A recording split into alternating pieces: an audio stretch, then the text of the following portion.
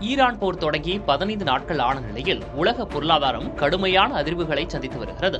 சர்வதேச சந்தையில் கச்சா எண்ணெய் விலை ஒரே வாரத்தில் 11% உயர்ந்து ஒரு பீப்பாய் $103.14 அதிகரித்துள்ளது.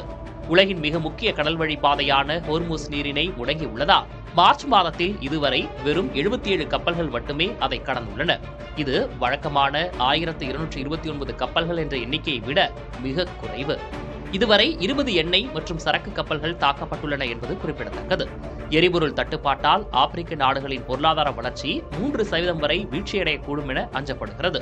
ஆஸ்திரேலியாவின் கிராமப்புறங்களில் பெட்ரோல் தேவை 100% அதிகரித்துள்ளதால் கடும் தட்டுப்பாடு நிலவுகிறது.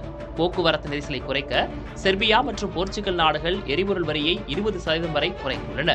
மேலும் உர தட்டுப்பாட்டை சமாளிக்க அமெரிக்கா வெனிசுலாவிடமிருந்து இறக்குமதி செய்ய அனுமதி வழங்கியுள்ளது. விமான போக்குவரத்து முடங்கியதால் 60 லட்சம் பயணிகள் பாதிக்கப்பட்டுள்ளனர். இது விமான போக்குவரத்து துறையில் பெரும் பொருளாதார இழப்பை ஏற்படுத்தியிருக்கிறது.